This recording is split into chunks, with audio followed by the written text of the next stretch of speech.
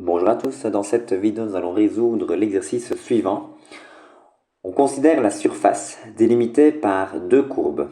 La courbe C1 qui admet pour équation cartésienne x carré égale y moins 3 et la courbe C2 qui admet pour équation cartésienne y moins x moins 1 égale à 0. Alors si on adopte une notation fonctionnelle, eh bien x carré égale à y moins 3, c'est équivalent à dire que y est égal à x carré plus 3. Donc j'ai la fonction f définie par f de x égale à x carré plus 3 d'une part, et j'ai d'autre part y moins x moins 1 égale à 0, c'est équivalent à dire que y est égal à x plus 1. Donc j'ai la fonction g définie par g de x égale à x plus 1. D'autre part, on me demande de déterminer la surface qui est délimitée par les courbes C1, C2 et les droites d'équation x égale 1 d'une part et x égale à moins 1 d'autre part. Donc allons-y, faisons peut-être un petit dessin pour avoir une intuition sur quelle fonction se trouve au-dessus de quelle fonction. Allons-y, petit dessin. Hop, axe des x, axe des y. Fonction f, c'est x carré plus 3. X carré plus 3, ben, il s'agit là de la fonction carré qui a été translatée de 3 unités verticalement. Donc, j'ai ce dessin-ci pour la fonction f. X carré plus 3. X plus 1, il s'agit d'une droite qui passe par le point de coordonnées à 0. 0, 1. Quand x vaut 0, y vaut 1. Et quand x vaut moins 1, y vaut 0. Et donc j'ai ce dessin-ci, approximativement, hein, pour g de x. Alors, la mesure de l'aire de la surface délimitée par f et g entre les droites d'équation x égale à moins 1. Allons-y pour x égale à moins 1. Voici x égale à moins 1. Ça va passer par ce point-ci. X égale à moins 1. Et x égale à 1. Hop. Donc, autrement dit, la surface que j'aimerais bien déterminer la mesure de l'aire, c'est la surface en orange. Cette surface-ci. Alors, pour déterminer donc la mesure de l'aire de cette surface, je vais l'appeler A. On me donne gratuitement les bornes, hein, moins 1, 1. Donc, le calcul est aisé, étant donné que je sais que la fonction f est au-dessus de la fonction g. 1 égale intégrale de moins 1 à 1. La fonction f est au-dessus de la fonction g, donc je fais la fonction f moins la fonction g, ce carré plus 3 moins la fonction g, donc moins entre parenthèses x plus 1. Donc c'est parti. Nous devons calculer l'intégrale de moins 1 à 1 de x carré moins x, 3 moins 1, cela fait 2. On va procéder par décomposition pour la primitivation. Donc allons-y, primitive de x carré moins x plus 2 que l'on fait varier entre moins 1 et 1.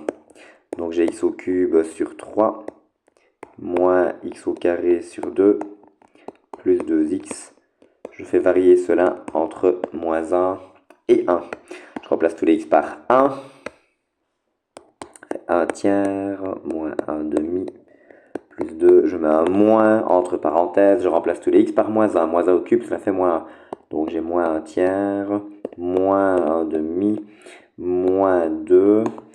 J'applique donc le moins 1 tiers, moins 1 demi, plus 2, moins 1 tiers, plus 1 tiers, moins 1 demi, plus 1 demi, moins 2, plus 2. Je constate que les 1 demi se simplifient, puisque 1 demi moins 1 demi, cela fait 0. Qu'est-ce qu'il me reste? 1 tiers plus 1 tiers, cela fait 2 tiers. 2 plus 2, cela fait 4. Si je mets tout sur 3, ce sera plus joli. J'obtiens 2 plus 12 sur 3, c'est-à-dire 14 tiers, unité d'air si on veut être précis. C'était la première partie de cet exercice. Seconde partie, on me demande de déterminer la mesure du volume du solide qui est engendré par la rotation autour de l'axe des X de cette fameuse surface orange. Je rappelle la formule pour déterminer donc ce volume. C'est pi fois l'intégrale, donc en l'occurrence de moins 1 à 1, ce sont toujours les mêmes bornes. Alors c'est le carré de la fonction du dessus moins le carré de la fonction du dessous. Donc la fonction du dessus, c'était x carré plus 3. Donc je vais faire le carré de x carré plus 3.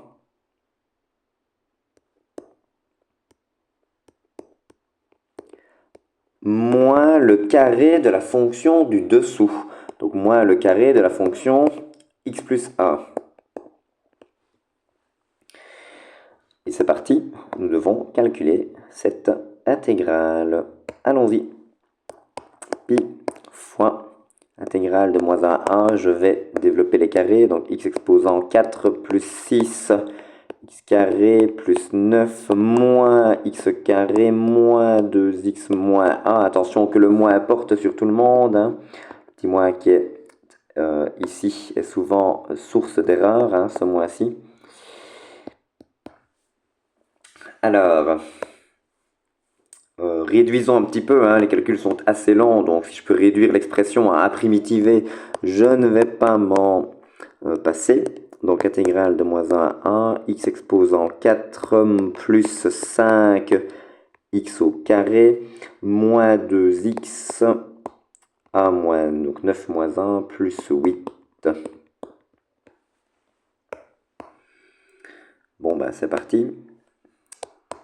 Pi fois primitive, donc x exposant 5 sur 5, plus 5 fois x exposant 3 sur 3, moins x au carré, plus 8x, que l'on fait varier entre moins 1 et 1.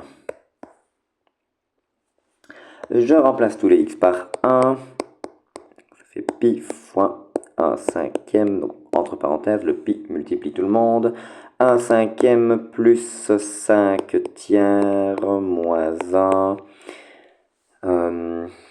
plus 8 moins, entre parenthèses, je remplace tous les x par moins 1, donc moins 1 cinquième moins 5 tiers moins 1, parce que moins 1 au carré ça fait 1, il y a un moins devant, donc moins 1 moins 8.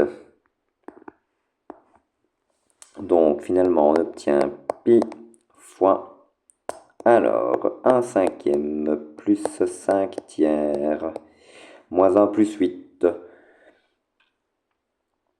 Bon allez, je vais rien calculer, je vais d'abord appliquer le moins, on verra s'il y a des choses qui simplifient. Donc plus 1 cinquième, plus 5 tiers, plus 1, plus 8. Bon, pas grand chose qui simplifie, mais enfin, on peut déjà barrer les deux. Donc moins 1 et 1. Ensuite, alors, on a du cinquième et du tiers. On va mettre donc tout sur 15. Donc, égale pi fois, je mets tout sur 15. Alors, 1 cinquième plus 1 cinquième, cela fait 2 cinquièmes. Je mets ça sur 15. Donc 2 fois 3, ça fait 6. 5 tiers plus 5 tiers, cela fait 10 tiers. 10 tiers, je fais x 5 pour mettre sur 15, donc 10 x 5, 50. 8 plus 8, cela fait 16. Je vais mettre tout sur 15. Alors bon, je vais faire 8 x 15 et puis j'ajouterai la même chose. Donc 8 x 15, ça fait 120, donc je vais ajouter 240. Hop, et donc au final, la mesure du volume du solide qui est engendré par la rotation autour de l'axe X de la surface orange est donnée par 296 fois pi sur 15. On peut mettre un petit UV pour unité de volume. Donc voilà, cela termine cet exercice et donc cette vidéo. Je vous remercie pour votre attention.